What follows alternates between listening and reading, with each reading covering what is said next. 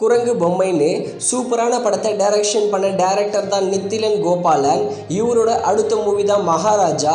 இந்த படத்தில் நம்ம விஜய் சேதுபதி லீட நடிக்கிறாரு.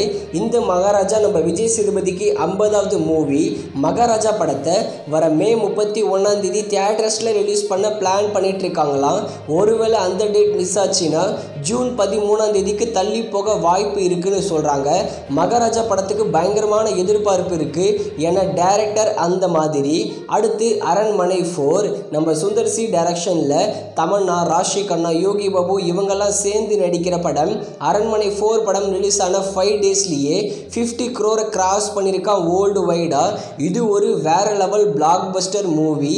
அடுத்து ரத்னம் நம்ம ஹரி டைரக்ஷனில் விஷால், பிரியா பவானி சங்கர், சமுத்திரகனி இவங்கெல்லாம் சேர்ந்து நடிக்கிற படம். இந்த படம் ஒரு பிக்கஸ்ட் ஃப்ளாப் மூவி. நம்ம விஷால் எப்படின்னா ஒரு படம் ஹிட்டு கொடுத்துட்டாருன்னா அடுத்த 5-6 படம் ஃப்ளாப்பை கொடுப்பாரு. அந்த மாதிரி தான் இப்போ ஸ்டார்ட் பண்ணிட்டாரு போல விஷால். விஷாலோட ரத்னம் படத்தோட டிஜிட்டல் ரைட்ஸை நம்ம அமேசான் பிரைம் தான் வாங்கியிருக்காங்க. வர மே 24 இந்த ரத்னம் படத்தை அமேசான் பிரைமில் தமிழ் மற்றும் தெலுங்கு லாங்குவேஜில் ப்ரீமியர் பண்ண போகிறாங்க. அடுத்து தலைமை செயலகம். இந்த படத்தை நம்ம வசந்த பாலன் தான் டைரக்ஷன் பண்ணியிருக்காரு. இந்த படத்தில் பரத் லீட நடிச்சிருக்காரு. இந்த தலைமை செயலகம் படத்தோட ட்ரெய்லர் இப்போ வந்திருக்கு.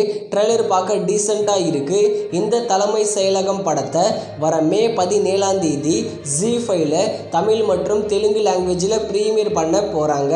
அடுத்து நெல்சன் வெங்கடேசன் டைரக்ஷனில் நம்ம அதர்வா மற்றும் நிமிஷா விஜயன் சேர்ந்து நடிக்கிற படம் தான் DNA. இந்த படத்தோட ஃபர்ஸ்ட் லுக் போஸ்டர் இப்போ லான்ச் பண்ணியிருக்காங்க. நீங்கள் ஸ்க்ரீனில் பார்க்குறீங்களே இந்த போஸ்டர் தான்.